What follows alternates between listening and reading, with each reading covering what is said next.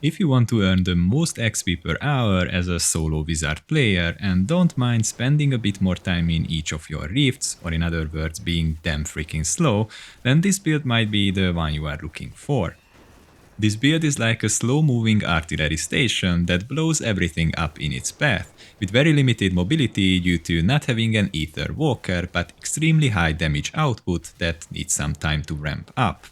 It is basically a slightly modified version of the O-Kills push variant, where we stack as much damage as possible by running a Stone of Jordan instead of a convention to focus more on continuous damage instead of burst windows.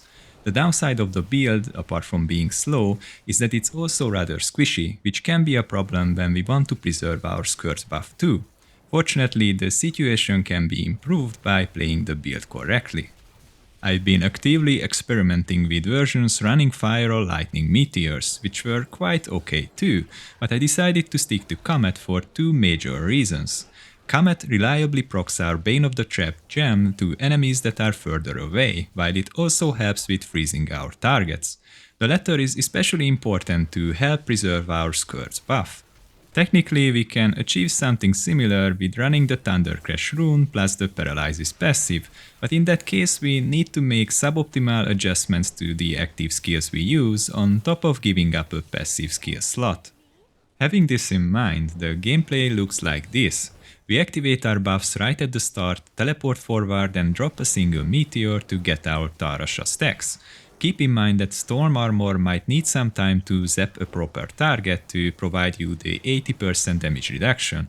It is easy to instantly lose a cheat death at the start if you aren't careful. Try to always move forward between two meteor casts and use teleport whenever its cooldown resets, which should happen every few seconds if you are continuously dropping meteors. Also, don't forget to press your diamond skin whenever you are spamming meteors, as it helps with maintaining your arcane power. Whenever you see an elite, cast a single meteor on them, then immediately stun them with your teleport and continue the CC lock by spamming more meteors. You should be able to finish off most elites without them being able to come out of the CC chain, which is the way to preserve your skirt's buff. Being close to the elite also applies the damage from the Audacity passive. And just repeat this for the entire rift and you won't have an issue farming some pretty high tiers. So this is the build I'm currently running to farm my paragons.